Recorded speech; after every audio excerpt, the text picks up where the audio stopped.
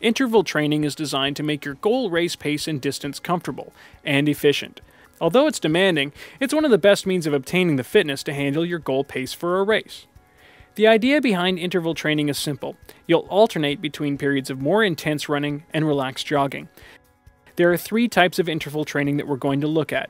There's date pace intervals, goal pace intervals, and speed intervals. When starting out with interval training, you'll use date pace intervals for at least 6 weeks before moving on to goal pace or speed intervals.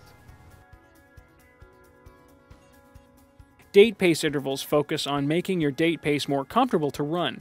Your date pace is your current racing pace. The idea with date pace intervals is to regularly run the distance you want to cover in either your race or your goal distance. Within that distance, you'll run for regular intervals at your date pace, and then switch to a comfortable jog. So, for example, you're preparing for a 5K race. Your date pace interval training could be a 400-meter run at date pace, or 1 lap around the track, followed by 200 meters, half a lap, at an easy jog. You would do 10 repeats of this so that you cover the 5K distance at date pace. As you improve, you'll increase the duration that you sustain for your date pace. For example, you could run 6 800-meter intervals at your date pace with 400-meter jogs in between. Goal pace intervals provide a great stepping stone for reaching your goal pace. Your goal pace is simply the racing pace at which you aspire to reach. Goal pace intervals work the same as date pace intervals, only you'll have to increase your speed to goal pace. In the beginning, you'll have to keep your goal pace intervals short and sweet. As you go along in your training program, you'll need to extend the duration of those goal pace intervals.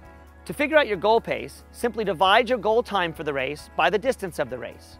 For example, if your goal time is 35 minutes for a 5K race, you'll need to cover 1 kilometer for every 7 minutes. That's your goal pace. A good running watch with a GPS or pedometer will tell you what your pace is, or you can mark out your kilometers on your running route and look at your watch to see how you're doing.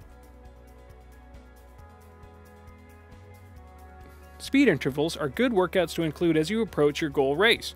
They are the toughest workouts, and so they should only be used when you're very comfortable with both date pace intervals and goal pace intervals. They work in much the same way, although the idea behind them is to actually run faster than goal pace so that your goal pace begins to feel easier.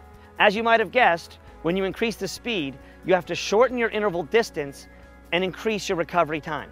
For example, on a track, you could run the 100-meter straightaway at a fast pace, walk or easy run the curved 100 meters, and then repeat over the course of 4 to 6 laps, or 8 to 12 repeats.